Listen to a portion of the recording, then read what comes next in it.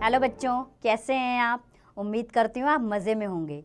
बच्चों, आज हम पढ़ेंगे लिंग के विषय में। बच्चों, नाम शब्द दो प्रकार के होते हैं, पुरुष जाति और स्त्री जाति। तो चलिए देखकर पढ़कर हम समझते हैं। मोर नाच रहा है, मोरनी उसे देख रही है।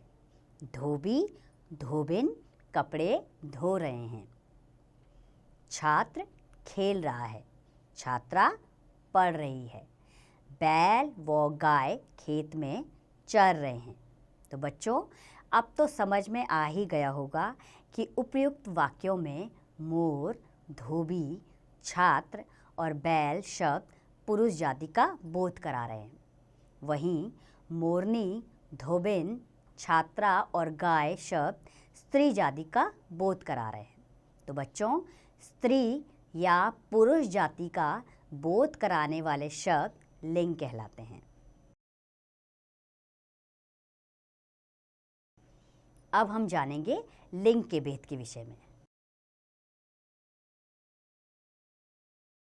हिंदी में लिंग के दो भेद होते हैं, पुल्लिंग तथा स्त्रीलिंग।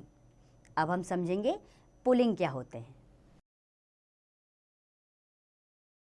पुरुष जाति का बोध कराने वाले शब्द पुल्लिंग कहलाते हैं, जैसे बंदर, शेर, भाई, राजकुमार, चिड़ा, पिता आदि। अब जानेंगे स्त्रीलिंग के विषय में। स्त्री जाति का बोध कराने वाले शब्द स्त्रीलिंग कहलाते हैं, जैसे बंदरिया, शेरनी, बहन, राजकुमारी, चिड़िया, माता आदि। तो चलिए कुछ और जानकारी लेते हैं। अप्राणीवाचक संज्ञा शब्दों के लिंग की पहचान आसान नहीं होती। इनके लिंग की पहचान दो प्रकार से की जा सकती है। पहला क्या है? उनके साथ लगे विशेषण द्वारा, जैसे आम मीठा है, लीची मीठी है। मीठा विशेषण से पता चलता है कि इसके साथ लगा संज्ञा शब्द आम पुल्लिंग है। मीठी विशेषण से पता चलता है कि इसके साथ लगा संज्ञा शब्द लीची स्त्रीलिंग है। अब संज्ञा शब्दों के साथ लगी क्रिया द्वारा इसको समझते हैं, जैसे रवि ने कोट पहन लिया, आकाश ने कमीज पहन ली।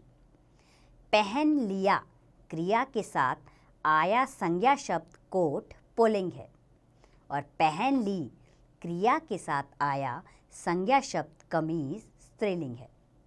तो चलिए कुछ पुल्लिंग व स्त्रीलिंग के बारे में जानते हैं। पुल्लिंग शब्द महोदय, इसका स्त्रीलिंग है महोदया।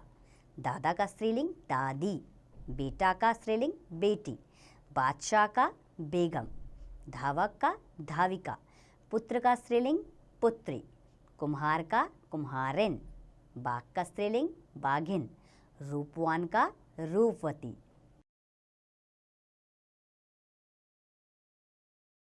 मुर्गा का स्त्रीलिंग मुर्गी, अध्यापक का अध्यापिका, जेठ का जेठानी, श्रीमान का श्रीमती, विदुर का विधवा, पड़ोसी का पड़ोसिन, ऊँट का ऊँटनी, गुड्डा का स्त्रीलिंग गुड़िया, गायक का गायिका, लेखक का लेखिका, नर का स्त्रीलिंग नारी, सम्राट का सम्राज्ञी, ग्वाला का ग्वालिन, सिंह का सिंहनी, और राजा का स्त्रीलिंग रानी, पूजा का पूज्या, ससुर का स्त्रीलिंग सास, शिष्य का शिष्या, नायक का नायिका, बकरा का बकरी, सुनार का स्त्रीलिंग सुनारिन, कवि का कवयित्री, और बच्चा का बच्ची, और बूढ़ा का स्त्रीलिंग बूढ़िया। तो बच्चों, कुछ शब्द ऐसे भी होते हैं जिनमें जीवन नहीं होता, अर्थात वे मनुष्य या अन्य प्राणियों की तरह सांस नहीं ले सकते। ऐसे शब्द हमेशा पुल्लिंग या स्त्रीलिंग ही रहते हैं। ऐसे कुछ उदाहरणों को हम समझते हैं, जैसे पुल्लिंग पेड़, आम, बरगद, पीपल, स्त्रीलिंग नदी, गंगा, यमुना, कावेरी। तो चलिए इसे दोहराते हैं। पुरुष व स्त्री जाति का बोध कराने वाले संज्ञा शब्द लिंग कहलाते हैं। हिंदी में लिंग के दो भेद होते हैं, पुल्लिंग तथा स्त्रीलिंग। पुरुष जाति का बोध कराने वाले शब्द पुल्लिंग कहलाते हैं और स्त्री जाति का बोध कराने वाले शब्द स्त्रीलिंग कहलाते हैं। तो बच्चों, उम्मीद करती हूँ लिंग के विषय में आपको बहुत अच्छे से जानकारी हुई होगी। अब आप इसका अभ्यास स्वयं कीजिए।